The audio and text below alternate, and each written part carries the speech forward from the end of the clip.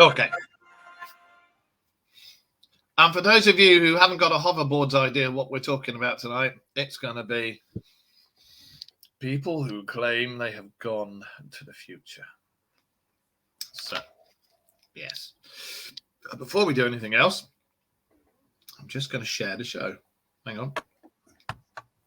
Share. Seeing as there's nobody in here at the moment, so we'll share it right now. Okay. Right. Let me turn the volume down on that. And I can come in here and I can see if we get any questions. Right. Okay. So the whole reason we are doing this tonight is purely because we were going to do it Friday, and then I had loads of things happen, and we were going to do it yesterday, and we all had relatives and God knows what else turn up and things to do.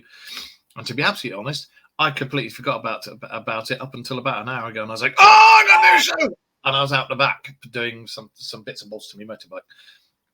So I've rushed in, fed to animals, got everything ready, got my food ready, and got this ready. So, yeah, what were we going to talk about? We were talking about Back to the Future, because as you may or may not know, that was the theme tune to Back to the Future that was playing. So, hi, Jacqueline. Hey? Jacqueline's just said hi. Oh, hi, Jacqueline. And we will, of course, yeah, there she is. Hi, Jacqueline. We will be talking about various people who claim to be from the future, etc., etc., etc. But we'll also be talking about a guy called Al Bielek. I think that's how you say it. Bielek. I think that's how you say it. Bielek. But first of all, let's get a few things out of the way. There have been a lot of UFO sightings. There's something going on in Antarctica. Not sure what, but I'm keeping close on it. As soon as I find out more, I will obviously post it up in the main room. Okay. But at the moment, there's, I'm not going to mention their names, but there's people on, I don't know, TokTik and TikTok and TikTok mofo, TikTok. Okay. Yeah. Going around saying that, oh, is that you or me? It's ringing. No, it's me. Every time. Hang on. Becky. Oh,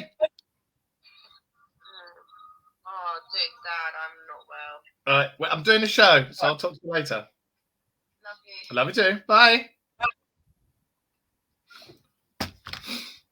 My daughter, one of the great unvaccinated, my eldest daughter, has got COVID and says, I'm really not feeling very well. And it's like, love you. Get vaccinated. Anyway, there are certain people on TikTok who's saying hello. I've got Jacqueline, I've got Anthony and hi, Anthony. And there's a couple of others. Who reckon that they are from the future. Now, I don't know if you guys have seen the link that I put in on the wall this week. Hi, Ellen. Your missus is watching from downstairs. Yes. But yeah, there's actually there's quite a few Facebook users, and they're all saying the same thing and copying each other and sharing each other's videos. So I probably think it's the same person. But this person thinks they're from the future, and they've given all these dates for these things to happen, and everything that they've said would happen up till now hasn't happened. Literally hasn't happened. And they're coming out with all this stuff. And it's like, what was one of the things they said? In a couple of years' time, England and Norway and Sweden will gang up together with forces, and we get all the other little countries that only don't have very particularly big armies, and we all make our own thing. You mean like NATO? And the UN. And as you all know, just before this video was put up, Russia was threatening Norway and Sweden or Switzerland, whichever it was, and saying, if you guys join NATO, I'm going to bomb you. Sweden and Finland. Right. Really get over yourself. So I'd rather think of this Back to the Future person was going, oh, if they get together, that's going to be in the future. You know, and as much as I would love to say that these people have been to the future and they've done this and they've done that, and we're going to see aliens, and when they say we're going to see aliens and this, that, and the other, I can honestly say I think you're talking out your ass. Let me just ask Wayne about this one. What do you make of all this, Wayne? Yes, well, yes, definitely, Mark. Thank you. I I actually noticed something the other day, which sort of was about six or so different Facebook videos and TikTok videos Yeah. where they actually explained something was going to happen yesterday. Yeah. They highlighted that something was going to happen yesterday, and whatever it was going to be very popular. A lot of people were going to be amazed by what was going to happen. The funny thing is, Netflix released a film yesterday called The Adam Project. That's the one with Ryan Reynolds, isn't it? And oddly enough, it's all about time travel. And it's been advertised for the last few weeks. It's been going around for quite some time, but I've seen quite a few videos that have actually particularly expressed that something was going to happen yesterday, and that was when The Adam Project was released.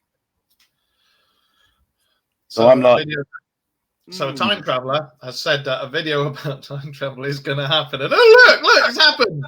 It just seems a bit strange that this person is on TikTok and Facebook saying, I'm a time traveler and this is going to happen on this day, which is going to be really brilliant or whatever. And then obviously Netflix release The Adam Project. And I watched it this morning and it's a bloody good film. I've got to watch it yet, but I'm going to wait till Rachel's over here and I'll watch it with the missus because it's a really good film, and it made my daughter cry, which was funny. Yes, Chloe cried, but it's a very, very good film. But it's all about time travel and the concept of time travel. Yeah. Well, mathematically, the concept's real. That mathematically it's possible. Yeah, there's a couple of different theories that allow time travel, and some that say you can't have time travel, and others that say you can, but you can only go forwards, you can't go backwards. I've heard some that one. Say you can go backwards but not go forwards. Yeah. And again, it's like what we said a long time ago. A lot of the theories are about, regardless of the mass, it's whether you can go as faster or faster than the speed of light. If you can go faster than the speed of light, then you can forge time and space. But because obviously our technology is not capable of doing that yet, and we're getting there. Or is it? But as soon as we've got that capability, that is when we're going to find the practical side of that theory and whether it will be correct or not. Well, they reckon we might possibly have had the ability to time travel since the tail end of the Second World War, don't they? And there's also... Well, again, it's the question you ask them, what Die Glocke was about. Die Glocke, yeah, German exactly. bell, was that a UFO or was it actually a time travel machine because of the Stonehenge that was left behind? Yeah. Was that to create some sort of field that allowed the machine in the middle to go from one dimension or one time to another and alter the course of time? I mean, the concept of being able to jump back in time and alter the course of history so things like World War II or World War I doesn't happen. It's always been a thought. And you ask a lot of people regards to time travel, and if you could go back in time, what would you do to alter anything? And the theory is you shouldn't alter anything in history because it could have controversial effects to your life and others around you by stopping a certain event. It would change so many things. Yeah, you could, but you could inadvertently kill yourself in the process. Yeah, by topping your great granddad or something. Yeah, you might not know who your great grandfather is, and you could do something that makes him lose his life, which means your timeline stops. So you're never born, which means you never existed, so you never come back in time to change anything. But with the onion theory about the universes and the multiverse, does that just mean that particular timeline stops, but you carry on in a different one? Well, that is obviously, that's like you say, it's the onion theory, isn't it? It's different dimensions and a different, like the multiverse. There's another version of you in another version elsewhere. if your version from this dimension was to go back in time in this dimension and alter the course of history, Yeah, this one will be finished. your version, the version of you in that timeline, ends completely, because your father wouldn't have been born, your mother wouldn't have been born, and so on and so forth, or vice versa. So it makes things difficult. But the question is, if time travel is possible, how come there is no, could this be where the jump of technology has come from? The fact that someone from the future has come back, gone straight to the powers that be and gone, we've got this in 2050, use this, and this will allow travel a lot quicker. Yeah. Well, And it's just being kept quiet. The trouble is, there's so many credible sources out there that say that the military and very, very, very off the books Black Ops have had technology. They've got technology at the moment. It's about 100 years in advance of what we've got and what we're currently using. But because they're complete gits, they will not release the technology to help mankind, because they'd rather make money out of being the only people with that particular technology. Same with the engines that run on water, etc., etc., etc. They've had all the patents. The things were invented, and anybody to do with it either ended up dead or paid off. And we all know who did it and why it happened, because it's the almighty dollar, But in regards to time travel, there's so many different. If you take out if you take out the crackpots on TikTok and this, that, and the other, and you stick with credible things, I would say like the Montauk project and Project Philadelphia experiment. Sorry, and I'm not talking about what you're spreading your toast either, but. And for those of you who are asking, that room that Wayne is in, it's not his panic room. That's his little private special room where he watches porn and things like that. So just allow him his moment, okay? Yeah, I just had to hide the tissues. Ew. I bet your socks could walk to the laundry on their own. Anyway, you started it, by the way. I'll just say you started. No, this is my son's bedroom. I'm actually underneath his. I'm in his little cubby hole under his bed where he's got his PlayStation. To be fair, that's quite cool. I like that. And it's the quietest place in the house because we've still got Tamsin and Freddie downstairs causing chaos. So it's easier for me to be up here out the way than it is to be down there. And yeah. It'll be quiet every 5 minutes. So at the moment, I've got my little spacey. You're trying to get the cosmos on your face so we can see it. Nope. Yeah. Well, if I don't want to turn the light on and let everybody see the underneath of Vathan's bed. So it's just easier. Got the moon there behind me. Look. But yeah, I mean, going back to all this time travel business. I mean, it's history has been going on about time travel for quite some time. Yeah. Quite some time. Do you get it? I mean, even you go back to Hindu mythology, Vishnu Purana mentions the story of King Revata, Kakudmi, who travels to heaven to create a Brahma and is surprised to learn when he returns to Earth that many ages have passed. And then the Buddhist Pali Canon mentions the relativity of time. The Piyasi Sutta tells of one of Buddha's chief disciples, the Kumara Kassapa, who explains to the skeptical Piyasi that time in the heavens passes differently than that on Earth. So the practical side of time travel does exist, because the further away you go from Earth, you're in a different area and the Earth continues moving. Time's going to travel different there than it is elsewhere. I have to hide from my family. Well, isn't it the ones that go on the space station, when they come down there, something like half a second or 2 seconds younger than they should be? I don't think it's they're 2 seconds younger. I think everybody is aged technically 2 seconds older, because they're up there. If they're in a geostationary orbit, because of the size of the Earth, we go round at obviously 1,000 kilometers per second or whatever it is they go round. They're moving in their ball, but to do a complete circuit, it takes longer for the International Space Station to do that complete circuit than what the Earth does, because the Earth is smaller. So people on the Earth are going to age quicker than people on the space station, only by mere seconds or minutes, depending on how it's long like a couple of you're on the seconds. space station for. So technically, it would be people on the Earth would age faster than the space station. That's right, because that kind of lends credence to that saying that time in the heavens moves differently. Yeah. But yeah, I'm going to come back to these people.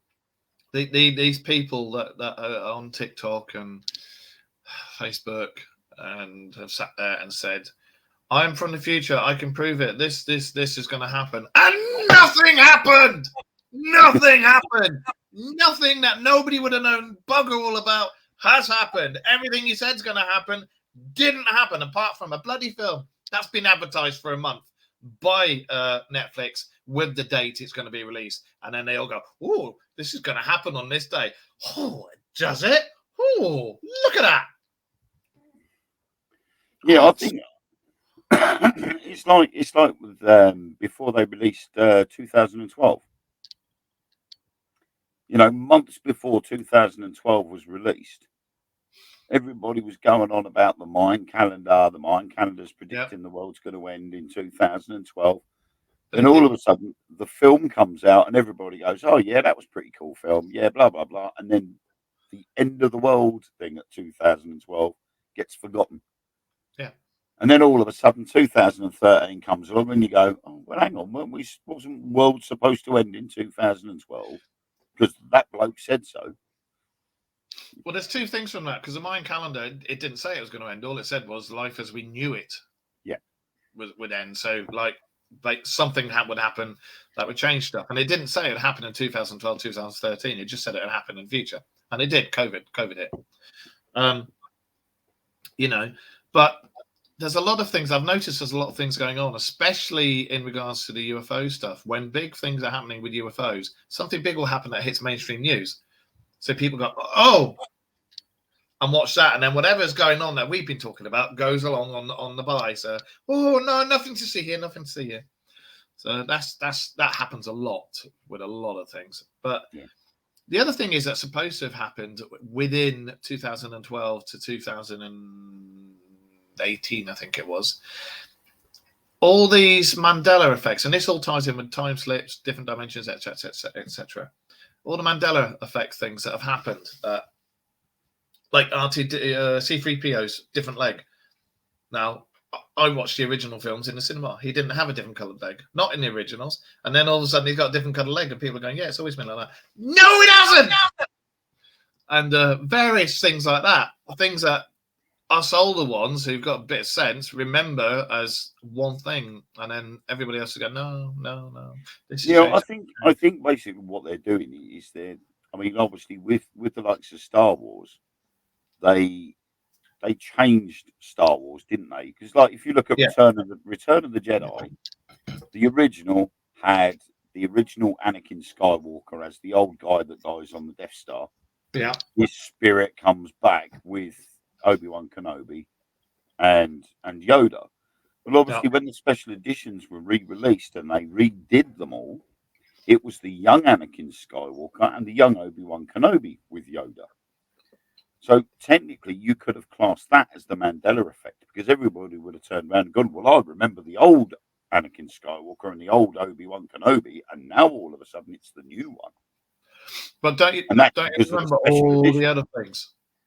Because I know you're not a believer of the Mandela effect, but there is a lot of things out there that have changed. There are.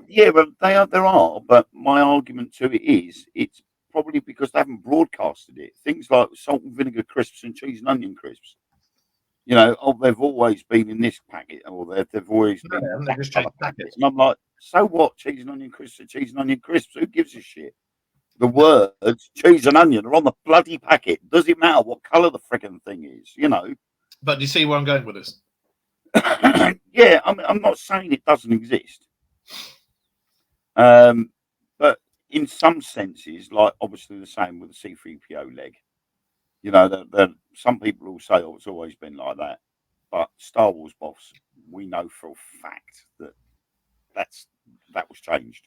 It was And changed it's for been changed the recently. new when they re-released it, and then they went, Yeah. no, it's always been like that. No, it's never been changed. Yes, it bloody has. But it's probably because we spent so long looking at it and not doing it. I mean, it was years before I realised that one of the stormtroopers in the original Star Wars A Drink. New Hope smacks his head on the door Yeah. when they come into the control room of the Death Star. That's right. And it wasn't until I saw a video of bloopers that it came up. And Yeah. the first thing I went and did was get the DVD out, fast forward it to that section, and actually watched him hit his head on that doorway. They never even removed it. And they That's could have done very easily and gone, "Oh, no, he didn't hit his head. Look, if you watch the film," and then they could play the edited version where they run in, but he doesn't hit his head. And that would be classed as the Mandela effect because they've removed it. There's like, I'll tell you another thing. What do you reckon to like? Well, the Philadelphia project, which we were going to bring up anyway, and the Montauk project, because they were all involved in the same thing. Montauk chair was supposed to have taken you to the future and to the past, etc., etc., etc., and it used the same technology as the Philadelphia experiment. Now, the Philadelphia experiment. What was his flipping name again? Al Bielek. I don't even know if I'm pronouncing it properly. Bielek. Al Bielek. He claims that he was on what's the name of the bleeding ship? Yeah. What's the name of the ship? Philadelphia experiment. Yeah. Eldridge, USS Eldridge. Right. He claims he was on board the Eldridge when they did the experiment with his brother. And that when it disappeared and then came back, exactly as the plasma, lightning, whatever you want, enveloped the whole of the ship and started to go, whoop, whoop, whoop, whoop, whoop, whoop. Him and his brother jumped overboard, thinking they were going to be in the water. But as they jumped through whatever this energy field was that was developed, and they ended up in the future. And it was, hang on, let me just find the details about when he arrived in the future. 1927. Walking encyclopedia. Was extremely brainy. USS Eldridge. And he claims this is the actual truth. In the film about the Philadelphia experiment, the USS Eldridge goes invisible for a split second after an army experiment goes wrong. According to Bielek, he felt it in his bones that the movie was far closer to the truth than the government would like to admit. And he was going to figure out a way to prove that. And the thing was, he watched the movie and he claims he could remember this and remember various other things, but he didn't know how he could because he'd been brought up with a different lifestyle. Cut to the future a bit. He was regressed and all these memories came back about being a sailor on the USS Eldridge with his brother. And when his memories came back, it turns out he was actually born in 1916. His name isn't Al Bielek. His name was Edward Cameron, and he had a brother, Duncan Cameron. Both of them had been drafted in the US Navy in 1939. And in 1943, they landed themselves on the USS Eldridge. Just like the movie, he claimed the ship did manage to disappear in real life, but as it was happening, the brothers in panic tried to jump off the ship. But doing this left them suspended in time and space. When they woke up, they were covered in radiation burns and were surrounded by doctors and army personnel. And at first, they thought everything was normal until they realized they were in the year 2137. So, we'll carry on with that little bit for a second. What do you make of that? I'm wondering whether that's stealth technology rather than transportation. Well, it was supposed to have been camouflage technology. It wasn't meant to be. Well, according to the official report, it was supposed to have been camouflage technology and not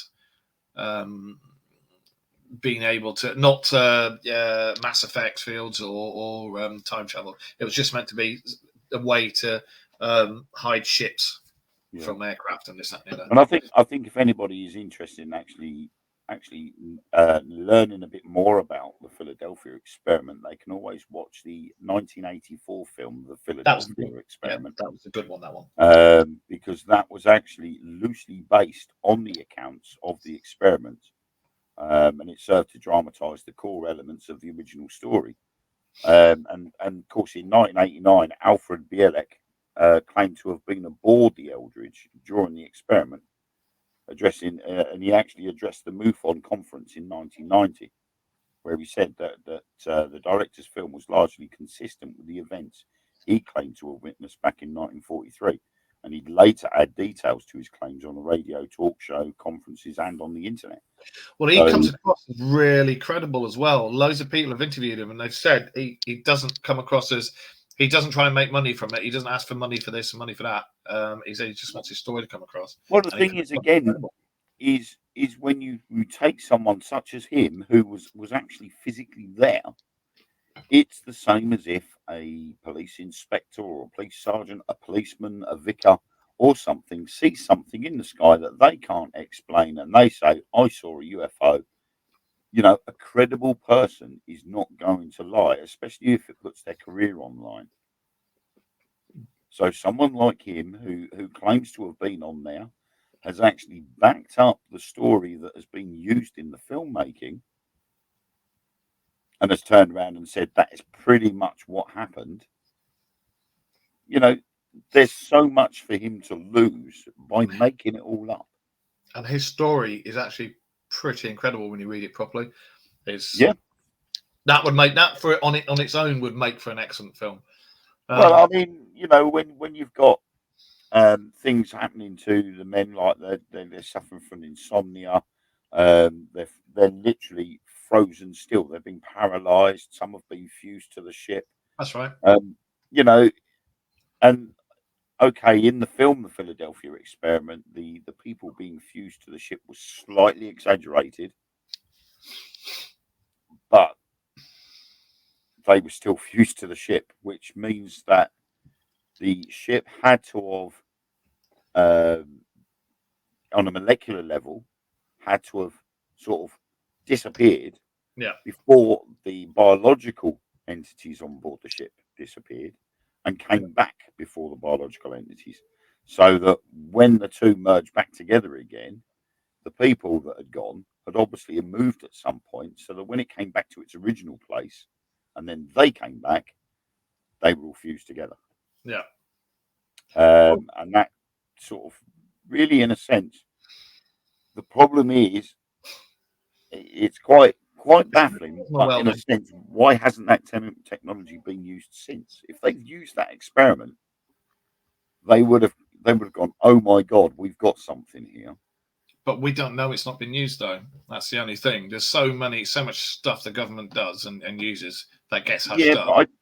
I think something the size of a battleship. I mean, for it to move from Philadelphia and to end up miles down the road, you know, for a couple of minutes and then disappear again and pop back, like no one's not going to see it.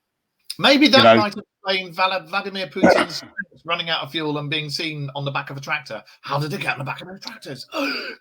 Excuse me, we don't talk about things like that.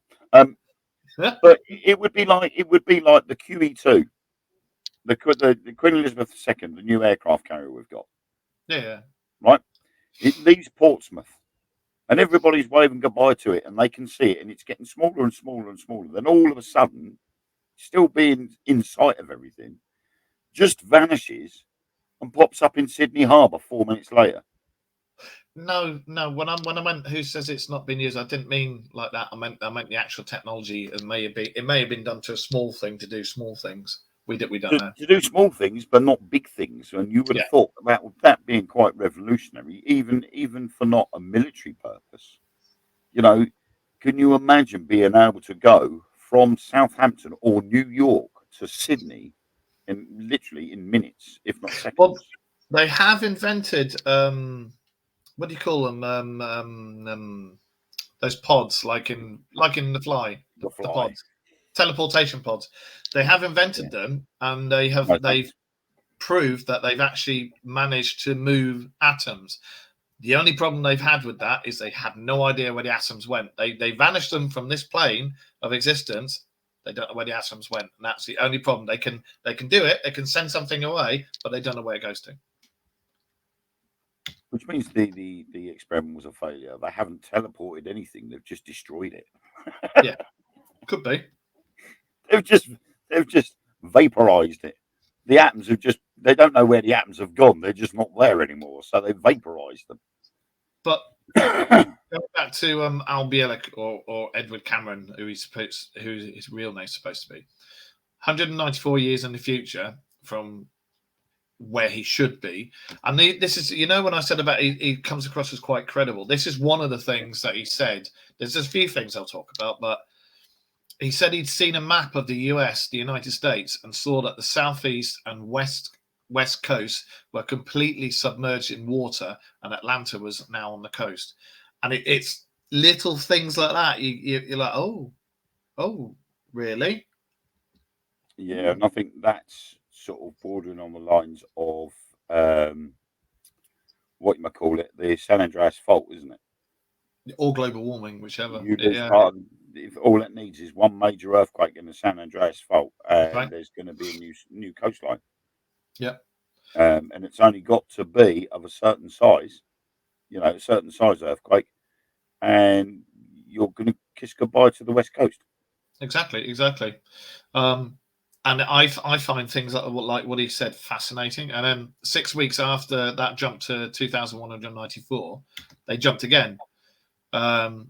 And this time they went to 2749, 806 years in the future.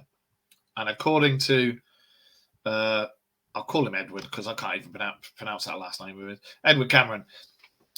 Life in that time was nothing that they could even have imagined. The human race was unrecognizable to them, and AI seemed to rule the world. Now, at the moment, we've got the likes of Elon Musk, and we have Stephen Hawking, and that saying, be careful what you're doing with AI because it's going to be the doom of mankind. So, Edward James and his brother were transported to a hospital in 2749, where their injuries, which had healed a lot from the first jump, were completely cured with advanced surgical materials and vibrational and light treatment therapies.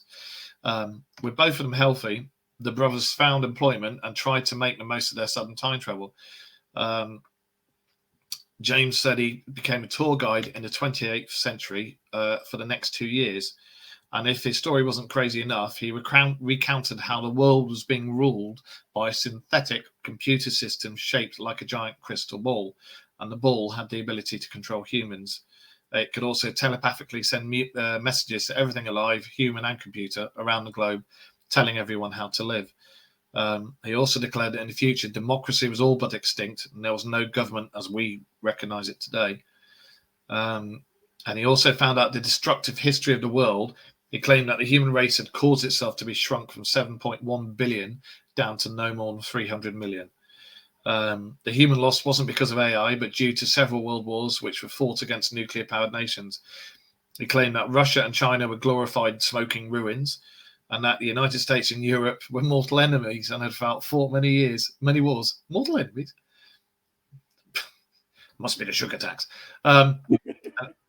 There was much more things. Things were pretty dire in the future. One thing he enjoyed was anti-grav technology. Apparently, the US had floating cities which were around 2 miles above the ground. The floating cities actually traveled around the globe, and such things as borders were not understood in 2749. So, hang on. Some people still lived on the ground. These were lower class citizens. This reminds me of a movie. Doesn't it remind you of a movie where people lived? The rich lived in floating cities, and most preferred to. It reminds me of it. And most preferred to live in the sky to avoid the flooding and unpredictable weather. He also mentioned that Florida had been destroyed and was underwater, and everything was getting controlled by computers. But before they could get used and learn more about this new world, they travelled in time again, which I'll get back to in a minute. So, what do you make of that? Yeah.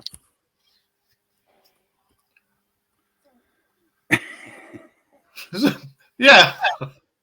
Yeah.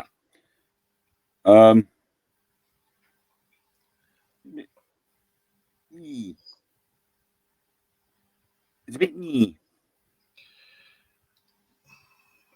I think for an old man, because he was an old guy when he started coming out with this stuff. I think Yeah. you've either got to be well into sci-fi. I mean, I'm well into sci-fi, but I'm not going to say I've done this, that, and the other. I think you've either got to be well into sci-fi, or there's a credence of some sort of truth there. And it's not just this particular thing that I'm reading now, but I've read several other suppositions on him. And I've read some of the ones from people who've watched him giving his talks and everything. And there's always the same thing that comes back. They've all said there is a credence of something real that's happened.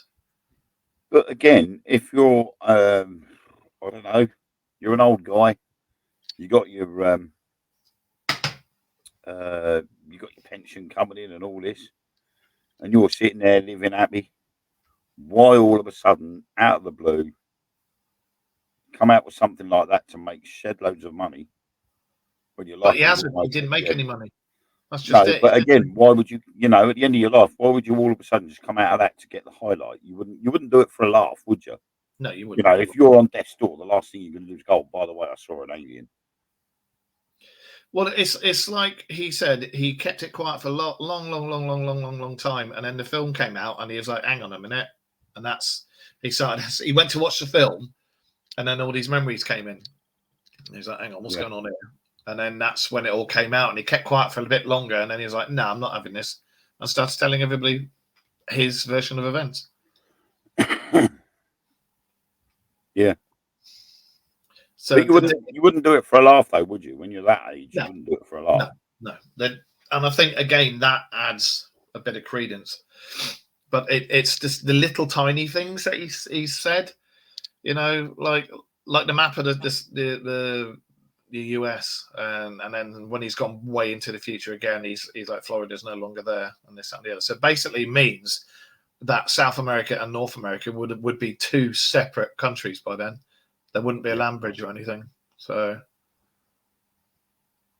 but it's like North America was once attached to Asia, and they used to buy a land bridge, and that's no longer there. So you can see that happening. While you were explaining about that, I just dove into a few little bits and bobs, and there was a follow-on from the Philadelphia experiment. I've seen number 2. No, not as in a film thing. It's basically, what the hell was that? Oh, yeah, what do you want? You give me the evils. Got a cat there. Yeah, it's Tippy. No, it's not. Is that Tippy? Yeah, he's purring. It's Tippy.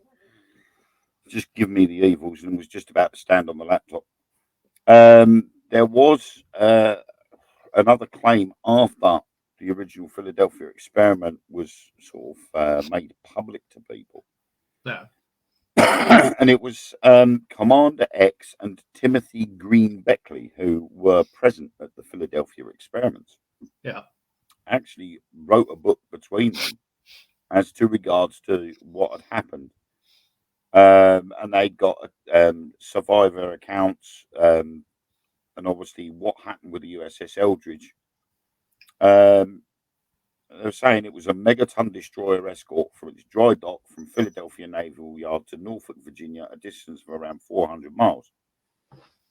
During at least part of the time, the Eldridge was missing from the city of brotherly love. The destroyer was said to have been transported into another dimension. Upon its return, most of the vessel's hand-picked test crew, all of whom had been left totally unprepared and unprotected, either had caught on fire, became literally frozen into the hull of the ship, went stark raving mad, or vanished, never to be seen again. This bit is where it comes a little bit further on. And it says, much has been written on the subject, but this is the only account as told by the retired intelligence operative Commander X, who reveals the story of Dr. M.K. Jessup, who discovered the incredible truth about the Philadelphia experiment. Commander X also reveals the story of Alfred Bielek, who claimed to be one of the only survivors of the unholy experiments which breached the fabric of time and space. The late Alfred Bielek revealed the further destruction of innocent lives with the Phoenix Project, that developed methods of teleportation as well as mind manipulation and altering the very flow of time itself. Now, I've just tried looking for the Philadelphia experiment and the Phoenix Project. The Philadelphia experiment, you can get loads of information about. Phoenix Project, you can't get nothing. Phoenix, right? That's something for me to try, and that's my challenge for the week. It's extremely challenging. Yes, I'm going to see if I can find some info on that by other means. All I'm getting is a book. The Phoenix Project, yeah? Yeah, it's called the Phoenix Project, and it's coming up as a book. Let me make a note of that. So that's something for me to do in the week. I mean, I've got what was the Phoenix Project, and it just comes up as the Phoenix Project is a best-selling novel about DevOps. The book's characters reveal through their actions why it's so important for organizations to put security first and tear down the silos that have traditionally existed between development operations teams. Now, I will see what I can find in the week on that. I'll cross cut it with the Philadelphia experiment. That should give me a few hits. But I'm not finding anything to do with Alfred Bielek. Hang on, if I combine that with Alfred Bielek.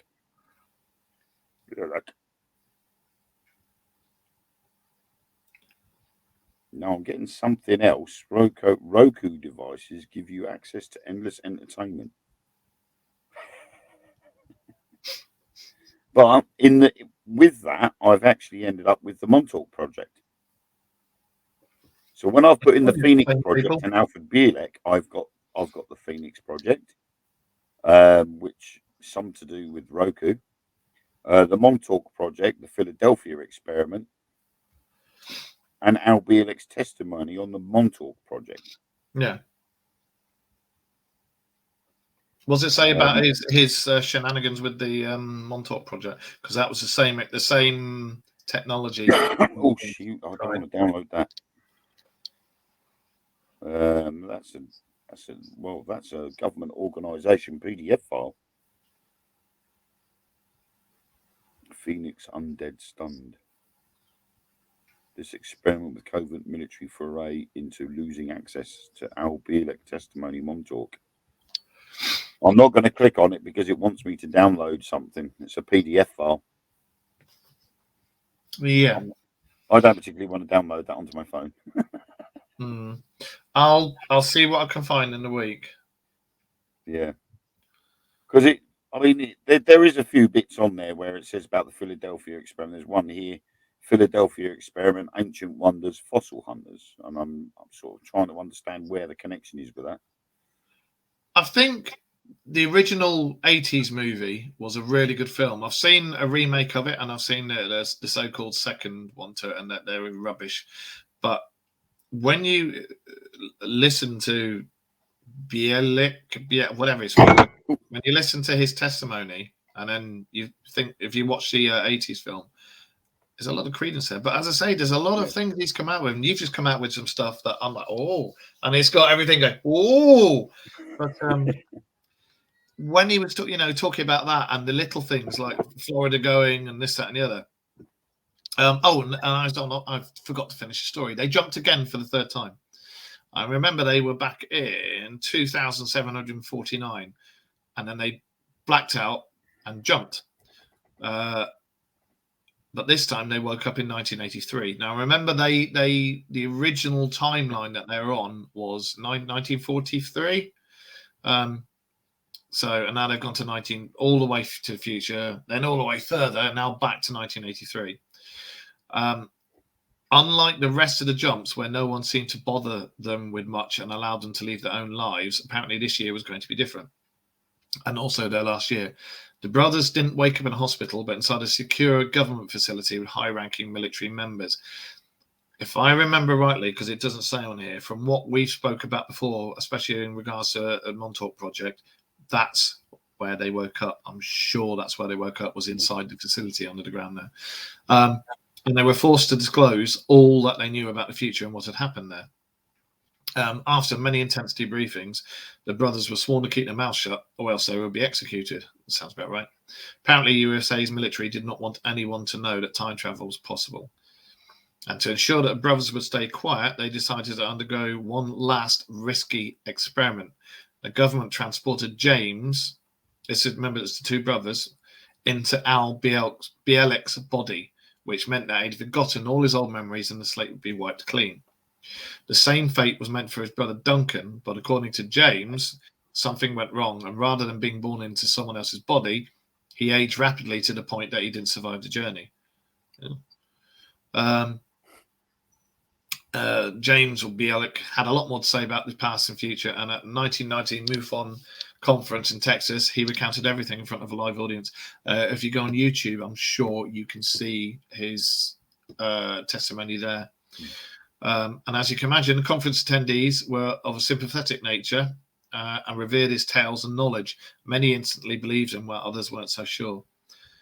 Some parts of his life story are so bizarre that it did feel like it either couldn't have been made up, or if it was, then the guy was extremely clever and knew just how to get an audience and captivate them. Apparently, he had a ghostly aura around him, which made people want to believe him as well.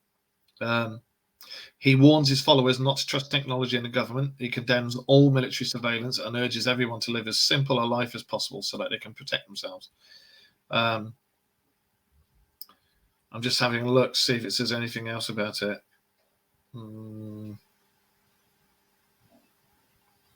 It's weird though, because with the Montauk Project, the area where the Montauk Project took place, you can actually get access to, but there is still an area that goes underground that you can't get into. You can't go there. So remember when we spoke about it, the way the law was done and the way they'd done it with the land laws was everything above the ground you could go and have a look at, but not 1 inch underneath the ground can you go, because that's owned by the military. And you can see where you go underground. You can see where the underground bunker is and where it starts, but you can't get into it. And the second you get anywhere near it, it's like the the CCC over here. The second you walk up to the gate, you're pounced on by military police. So they're watching you all the time. So you get the urban explorers go into the above ground areas, and they were like, "Oh, this is where the Montauk Project was taking place." And then they go, "Oh, hang on a minute, what's this?" No, we can't get in there. Well, it's supposed to be. Why? Well, those main entrances to underground are allegedly filled with concrete. And there's supposed to be other entrances built that you don't know where they are. But I strongly suspect some people do know where they are. But there have been sounds and energy readings given off from that place coming from under the ground that nobody can explain. And the military's like, well, there's nothing there going on. We don't know. We have nothing to do with it. There's definitely something into all of those things. I mean, like we say, the Philadelphia experiment, when you've got different, you get different stories from different people, but it becomes more credible when you've got somebody that's got nothing to lose, turns around and says, well, this has happened, that happened, this was what happened, and so on and so forth. You've got a credible testimony from a credible witness that's got nothing to lose by coming out with this information, apart from his life. Because his life will be threatened if he released that information. Same as a lot with Project Blue Book and all of that, and the Men in Black threatening people, saying, well, if you actually do come forward with this, your life and your family's lives can be at risk. Let me show you what he looks like. I think he's past now, but he's an old guy. Yeah. As you can see, he's an old guy. Looks a bit dodgy. Yeah, but show me on this doll where he touched you. He's an old guy. So I don't, as we've said, I don't think he's got any. He's got nothing to lose. Yeah, and he's not made any money at it, and he didn't go out there going, "Oh my God, you must all believe me," blah blah blah, and trying to push it everywhere. He just went, "This has happened," and he did a symposium and came out with all that and a lot more, and that was it. And I think other people have written books about it, and I know you can find out a lot about his stuff online. But that Phoenix Project is intriguing, and I'm going to see what I can drag up from other places in regards to that. See what. Yeah, I mean that to me, it's making it sound like it's like when the Phoenix Project closed down, It turned and into. and everybody turned around and said, "Do you really think that Project Blue Book has closed?" Yeah, that's right. Or Majestic 12, do you think Yeah. that has closed down completely? They've just shut it down and given it another name and called it something else, but Yeah. they're still operating. You don't know about it. Yeah. And could that be exactly the same thing that's happened there? You've gone from the Philadelphia experiment, and they've shut it down because it's been highlighted and it's been broadcasted and everybody knows about it. Yeah. So the best thing to do is ship the experiment away to somewhere else and continue, but you'll have to call it something else, and nobody can cotton on to what's going on, and you just carry on with the experiments regardless. I'll like I say, I'll see what I can drag up, because we're only doing the show for an hour today, purely because I've got work tomorrow, etc. And we've had such a busy weekend, and it was literally just right. We're going to do it now, so we're doing it now. And it's all brought about by these idiots who are like, "Oh, I'm from the future. This is going to happen. This is going to happen. Oh, look, it happened." That's not what you said, mate. That's not what you said at all. And everything that they've said up until now hasn't happened. Or if it has, it's been something that's been advertised for weeks by various whatevers, And it's just like, I'm sorry, but if you're going to go onto the likes of Facebook and TikTok and social media and claim me from the future, be prepared for people to rip me apart, especially in this community, because we're just going to look at it and go, "You're an idiot." It's very similar to the guy that's on TikTok that goes round to different places all over the world and says, "Oh, I visited this place," and everybody's gone. Yeah. And he's filmed places, but everything that, like, any cars that are moving, any people that are walking about, he's used his editing capabilities to edit them out of the film footage. Yeah. And so it looks like these places are completely desolate. Yeah, I've seen those videos. They're quite good. And you're like, well, they're pretty good, but how on earth could you walk down the embankment in London at 9 o'clock in the morning and there be no cars, no people? Unless it's a movie set where they've closed the road off. But even then, you've got things like the bridges and boats and everything else. Yeah. Human-wise, that you would have to then airbrush out because you couldn't close that much of London in one go. You're given a set time to have that road closed, film the bits you need to film, and then get on with it because that road needs to be reopened at a certain time. And it's Andy who said that. Andy, for some reason, you're appearing as Facebook user. No, he is on mine. Is he? Coming up as Andy on mine. Oh, hang on, no, in on the show, because I have it open on my phone as well. Oh yeah, I can see him, but on here I can't see him. It just says Facebook user on here. There may be a Phoenix experiment, but we're talking about the Phoenix Project. The Phoenix Project is supposedly all to do with the Montauk project and the Philadelphia experiment, which was all the same technology. And as Wayne just said, I think it was they. Hi, Lizzie. I think they've. I found Project Phoenix by the SETI Institute. Where is it? The SETI Institute started something called Project Phoenix, and it was conducted up until 2015. And basically, it was the world's most sensitive and comprehensive search for extraterrestrial intelligence. But that's the Project Phoenix, not the Phoenix Project, and that's got nothing to do with a follow-on from the Philadelphia experiment. It does make you wonder where the technology for this stuff originally came from, where they originally got it from. Yeah, I mean, the film The Phoenix Project, that's basically about zombies. Well, definitely what we talk about. Yeah, it's about 4 young scientists take part in an experiment to reanimate the dead.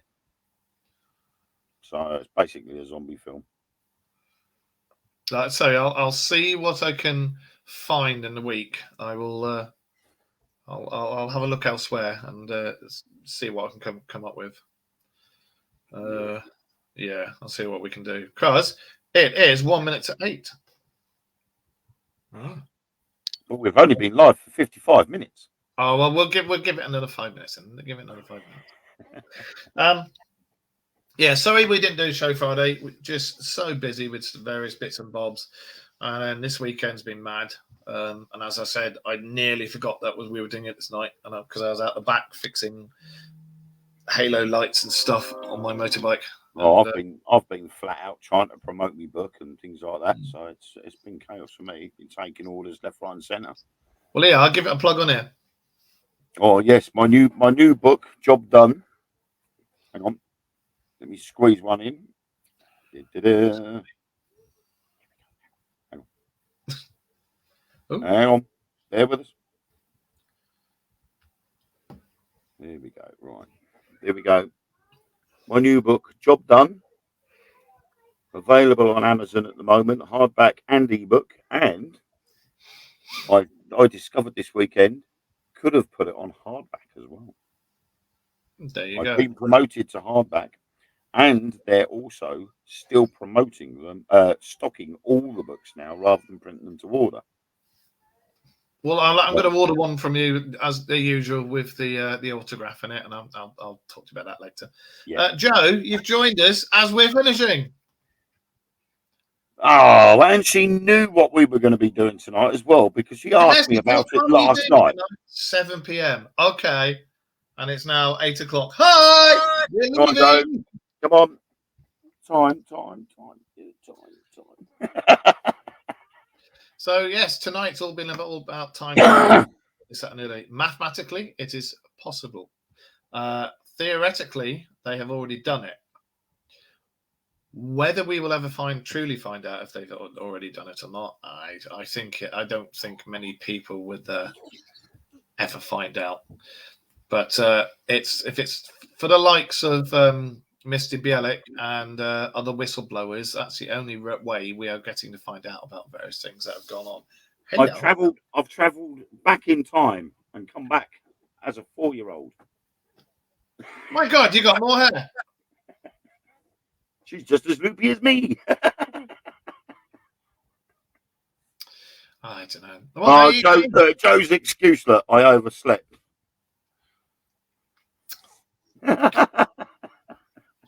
So what do you guys make of it? And the Philadelphia Project experiment and the Montauk Project were all the same people, the same individuals, the same technology, the same experiments.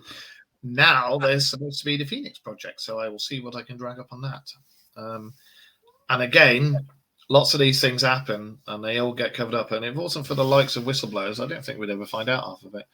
But there's a lot of whistleblowers out there that live under constant fear of being discovered and being taken out. So for those people that do all that and bring it to us, thank you. And I hope you stay hidden. Anyway. I think that's pretty much it now, isn't it? Back to the Future, etc. We'll be back next Friday, as per normal, with our usual nonsense that we come out with. And in the meantime, I will see if I can find anything else out about this Phoenix Project. And if I can, we'll talk about that on Friday as well. But keep your eyes to the skies. And there is a lot going on in the UFO world at the moment. Very, very strange things, especially in Antarctica. So keep having a look at that. Anyway, it is. Do you know what? Your skin complexion is looking very strange tonight, mate. I just sat myself right in the eye. Oh dear! I've got to dodge these lasers. Yeah, that's not going to help. Yeah, it's goodbye from my spotty friend, and it's goodbye for my other spotty friend. Thank you very much for joining us. Something exists. I have so many gaps in my life. Yeah. A lot of people have said that, Andy. Yeah. I think, do you know what? We'll talk about that sort of stuff next week. We'll talk not just UFOs and that. We'll talk about all sorts of weird and wonderful things next week. Yeah. Well, I'm going to go with my final word. Okay. Go on. My basis behind time travel Time travel is always possible because you have something called memories. Yeah. And you remember your past. You remember things that happened in your past. And while you can still remember those things and imagine those things, you have got time travel. I wonder if they'll ever invent a technology that can utilize that part of the human genome to do it. That would be pretty cool if you could, couldn't it? Eh? Yeah, I'll leave that there. Assassin's Creed. I'd be able to zap back to when I was 5 years old and flew like Superman into a rock on the floor. I can relive that again. That could be fun. On that note, ladies and gentlemen, I'll leave you guys to it, and we will see you next Friday at 9:30. Okay? So, good night from him. And good night from you.